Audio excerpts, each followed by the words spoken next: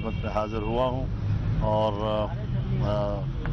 ان کے جذبات کو اور ان کے احساسات کو میں مبارکباد پیش کرتا ہوں. انشاءاللہ پی ڈی ایم کا یہ نظام آگے بڑھتا رہے گا اور اب ہماری نظریں انشاءاللہ 13 دسمبر کے لاہور کے جلسے پر ہوں گی.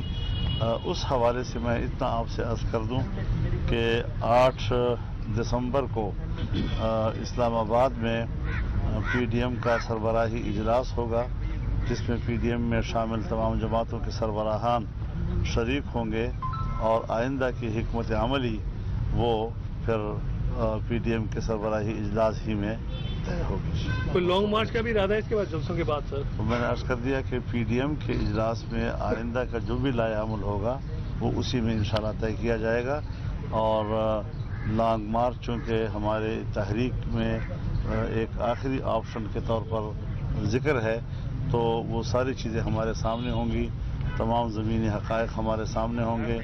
اس کی پاداش میں پھر جو بھی پی ڈی ایم کی قیادت فیصلہ کرے گی انشاءاللہ اس پر عمل درآمد ہوگا. اچھا, حکومت کو جلسہ نظر نہیں آ رہا, حکومت کے حکمران جماعت یہ کہہ رہی ہے کہ جلسہ نہیں جلسی تھی, یہ اس پہ کیا کہیں گے؟ ان کو نظر نہیں آتا کیا ہے؟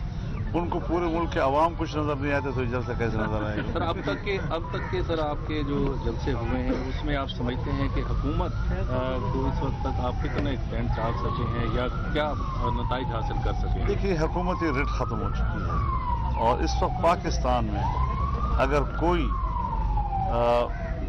غیر متعلقہ ہے تمام معاملات میں وہ عمران خان ہے اور اس کی صوبائی حکومت ہے.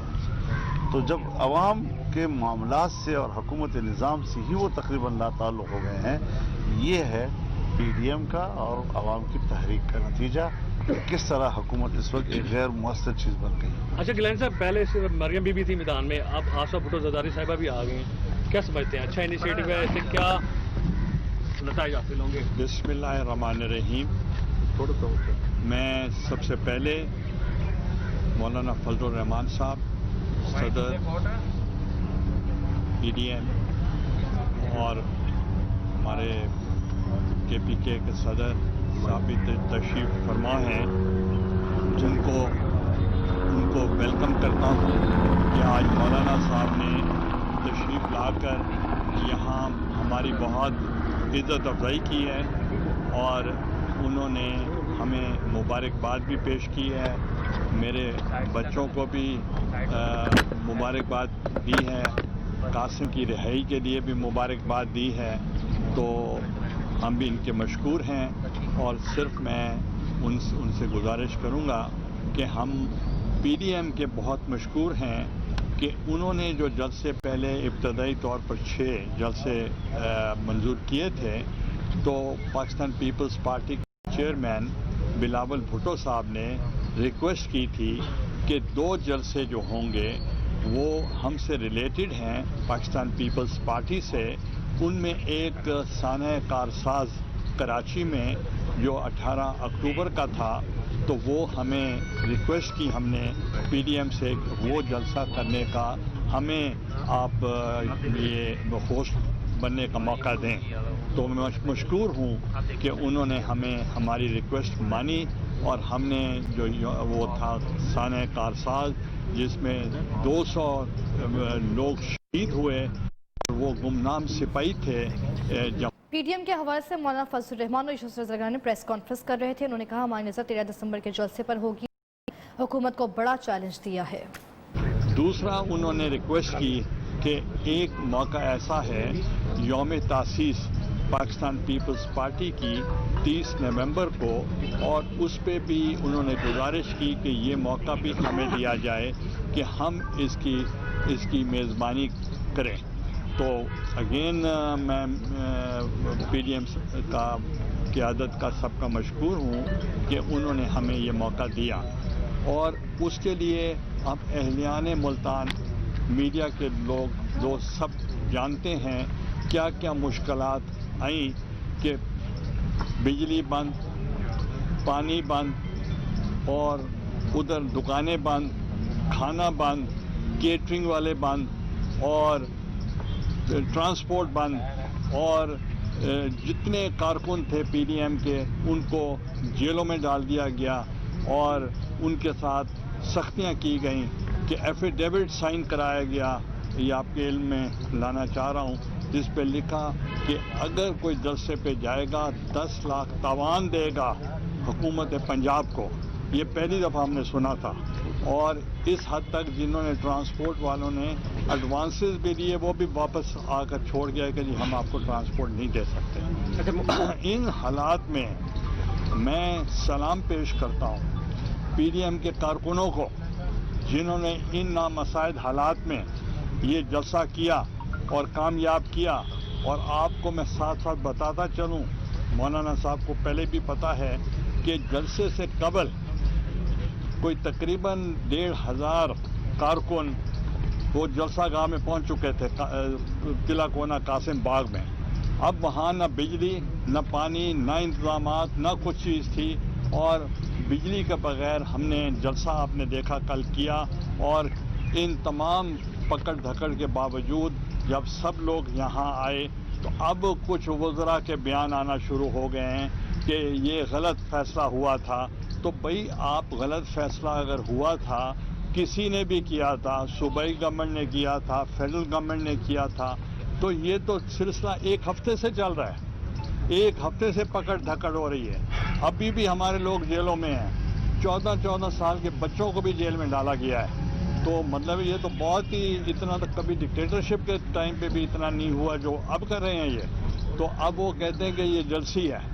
तो आप मीडिया के दोस्त बैठे हैं, आप बताएं जो 2 साल कबल जरदारी साहब और बिलावल साहब स्टेडियम में आए थे, आप खुद बता सकते हैं कि वो जलसा कामयाब था या नहीं था।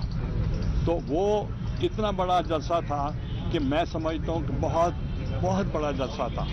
और अब ये कहना कि जलसी की है तो बहरहाल वो शर्मिंदगी तो उनको मिटानी है। और अब अगर डिफ़र करते तो उस पर डिफ़र करते हैं जब जलसे से कबल। अब जलसे के बाद अब डिफ़र करने की क्या ज़रूरत है। मगर मैं समझता हूँ, मैं कारकुनों को सलाम पेश करता हूँ जो इन हालात में, क्राइसिस में वो निकले आए हैं और पूरे घरों की छतों पे हर जगह पे वो पहुँचे हैं। और उनका जज्बा जो था, जो उनके जो मोटिवेशन थी, इतना चार्ज क्राउड बहुत कम मैंने देखा। मौलाना साहब, पहले तो आपको जलसा कामयाब होने पे मुबारकबाद। और दूसरी बात, कल जलसे के दौरान एक अफसोसनाक वाक़या पेश हुआ जहां पर कारकुनों ने आतिशबाजी की और गत्ते का जो गोदाम था वहां पर आग लग गई। गोदाम के मालिक ने मुतालबा किया है कि पीडीएम के जो तमाम जमातें हैं वो उसका मेरा उजाला करे। 20 से 25 लाख वो बता रहा है कि मेरा नुकसान हुआ है, उसका उजाला करे। और साथ में वो कह रहा है कि मैंने जो थाना है मुल्तान का पुराना कोतवाली, वहाँ पर तमाम पीडीएम के जितने भी रहनुमा हैं उनके खिलाफ कार्रवाई का भी मुतालबा कर रहा है। अच्छा मौलाना साहब, एक चीज़ क्या कहेंगे इस हवाले से? देखिए, हमें तो इतनी मालूमात नहीं है, लेकिन इतना पता है कि वहाँ आग लगी। तो ज़ाहिर है कि हमें इंतहाई अफसोस है इसके ऊपर। और ज़ाहिर है ये लोग यहाँ पर मेहनत करते हैं, मेहनत मजदूरी करके कमाते हैं, उनका यकीनन नुकसान हुआ है, बहुत नुकसान हुआ है। उस पर हमारी पूरी हमदर्दियाँ उनके साथ हैं। लेकिन मज़ीद तफसीलात चूँकि हमें मालूम नहीं है, तो जिस तरह सूरत हाल सामने आएगी हम उनके साथ पूरा ताउन करेंगे। मौलाना ये फरमाइएगा कि गुज़श्ता एक हफ्ते से मुल्तान का जो माहौल था उससे लग रहा था कि जमहूरी हुकूमत के दावेदारों ने आमरीत को भी मात दे दी है। तो क्या आप समझते हैं कि आपने कल के जलसे से अपने मकासद हासिल कर लिए हैं और इस हुकूमत को आप चलता करेंगे कब तक? हमने माशाअल्लाह अल्लाह की मदद से, कारकुनों के खुलूस से, अवाम की तायीद के साथ इनके अज़ाइम को नाकाम बनाया है और हमने उनको मात दे दी है, उनको शिकस्त दी है। और आप देख रहे थे कि किला कोना कासिम बाग के साए में जो मैदान है लोहारी गेट घंटाघर का, वो तिल धरने की उसमें जगह नहीं थी। और जाहिर है कि अगर हम वहाँ से कंटेनर हटाते और हम वहाँ स्टेडियम में पहुँच जाते तो एक तो वो जो हमारा ट्रक जिस पे लाउड स्पीकर लगा हुआ था वो अंदर न जा सकता, और वहाँ पहले से कोई इलेक्ट्रॉनिक कोई सिस्टम वहाँ मौजूद नहीं था कि हम उसको इस्तेमाल करके लोगों तक अपनी आवाज़ पहुंचा सकते। हमने वही हिकमत अमली फ़ौरन बनाई कि हमने अब यहीं पर बैठकर लोगों को हमारे सामने मौजूद हैं और हमने इन्हीं लोगों से खिताब करना है। वहाँ भी होंगे तो यहाँ भी होंगे। और आपने देखा कि जो ही सियासी कारकुन मैदान में पहुँच गए, लोगों को हौसला हुआ और मुल्तान के अवाम भी घरों से निकल आए और जलसे में शरीक हो गए। लाहौर जलसे से आपकी क्या तवक्कुआत हैं, क्या मकसद मजीद हासिल कर लेंगे सर? देखिए, एक जद्दोजहद का तसलसल है और हमारा शेड्यूल है। हम अपने शेड्यूल के मुताबिक आगे बढ़ रहे हैं और बड़ी कामयाबी के साथ आगे बढ़ रहे हैं। रुकावटें भी आ रही हैं और इंतहाई ज़ालिमाना किस्म की रुकावटें सामने आती हैं, लेकिन सब चीज़ की परवाह किए बगैर हम कौम की जंग लड़ रहे हैं, आम आदमी की जंग लड़ रहे हैं। हम आम आदमी के और हर शोबे ज़िंदगी से वाबस्ता लोगों की इस वक्त तर्जुमान हैं, उनकी हम ज़बान हैं और उनको साथ लेकर हमने आगे बढ़ना है। तो जद्दोजहद होती है, नतीजा अल्लाह के हाथ में होता है और जद्दोजहद की जिम्मेदारी हमारे ऊपर है। इंशाअल्लाह उसमें हमने आगे बढ़ना है और कामयाबी अल्लाह देगा इंशाअल्लाह। एक पॉइंट, ये चेयरमैन बिलावल भुट्टो जरदारी साहब की तबीयत ठीक नहीं थी और आसिफ अली जरदारी साहब सदर साहब जो हैं वो भी अलील हैं, तो उन्होंने इसके बावजूद भी क्रिटिसिज्म होता रहा कि जो लीडरशिप है अपने बच्चों को तो नहीं निकालते मगर दूसरों के बच्चे जो हैं उनको ये ढाल बना लेते हैं। तो आपने देखा कि मेरे बच्चे भी बीच में थे और आसफा भुट्टो जरदारी साहिबा पहली मर्तबा वो बाहर आई और वो इस क्राइसिस में वो आपके जो एजेंडा था उसके मुताबिक शामिल हुई और आपने देखा होगा कि आवाम ने उसको बहुत अप्रिशिएट किया। मौलाना साहब, 2 आशिक मान साहब कहती हैं कि आप किला कोना कासिम बाग भरने के लिए आए थे लेकिन घंटा घर भी नहीं भर सके। अब मैं उसको क्या जवाब दूँ? ये तो गिलानी साहब, कल हाई कोर्ट ने इसका ताल्लुक तो हमारी शराफत के साथ है और वो शराफत इजाजत नहीं दे रही। गिलानी साहब, कल हाई कोर्ट के डिवीजनल बेंच ने एक ऑर्डर किया कि अली कासिम गिलानी को 3:30 बजे तक रिहा कर दिया जाए, लेकिन जेल हुकाम ने हाई कोर्ट की तौहीन अदालत करते हुए उन्हें 5:30 बजे के बाद रिहा किया। तो क्या आपकी जमात इसके खिलाफ हाई कोर्ट से रुजू करेगी? देखें, हाई कोर्ट ने जो फैसला दिया हम अप्रिशिएट करते हैं कि बहुत अच्छा जुडिशियस फैसला आया है कि चूँकि उसमें इनका जो मौक़िफ़ था उनको कमज़ोरी हुई है कि जो पकड़ धक्कड़ इलीगल कर रहे थे। तो कल भी बहुत सारे लोग जो रिहाई के लिए गए थे उनको भी रिलीफ मिला है, आज भी जा रहे हैं ताकि मतलब उनको बच्चों को भी पकड़ा हुआ है, 13 साल के बच्चों को भी वहाँ से शुजाबाद से ले गए, खोखरे से ले गए और उनको जब दिखाया गया कल जज साहब को तो उन्होंने कहा इसने भी तकरीबकारी करनी थी। तो इसलिए मतलब उनको भी सबको समझ आ रही है कि यहाँ डुअल स्टैंडर्ड्स हैं, इधर डुअल स्टैंडर्ड्स हैं कि जब PDM जलसा कर रही थी पेशावर में तो उसी एंड टाइम पे एक और स्वात में जलसा हो रहा था, एक विद परमिशन एक विदाउट परमिशन, और इसी ही तरीके के साथ जब अब हम यहाँ जलसा कर रहे हैं तो एक लोअर दीर में भी जलसा आम हो रहा था और एक वहाँ गुरु नानक में भी एक जलसा हो रहा था। और जिस दिन अली मूसा गिलानी को अरेस्ट किया रैली निकालने पे, तो उस वक्त एक रैली यहाँ के जो चेयरमैन थे MDA उनका भी जलूस, उन्होंने भी रैली निकाली हुई थी। तो ये डबल स्टैंडर्ड्स जो हैं वो लोग समझ चुके हैं। वो सिर्फ समझते हैं कि कोरोना सिर्फ PDM के जलसों में है, बाकी नहीं है। तो इसलिए अगर चाहते हैं तो इनकी सिर्फ अवेयरनेस कैंपेन करें। अवेयरनेस से जो लोग समझ सकते हैं वो समझ जाएंगे, जो नहीं समझते उनको आप समझा नहीं सकते। मौलाना साहब, हुकूमती वज़रा की जानिब से कहा जा रहा है कि जो मईशत है हमारी उठ रही है और PDM उसको गिरा रही है, तबाह कर रही है जलसों के साथ, क्या कहेंगे? जो गिराई है उसका जिम्मेदार कौन है?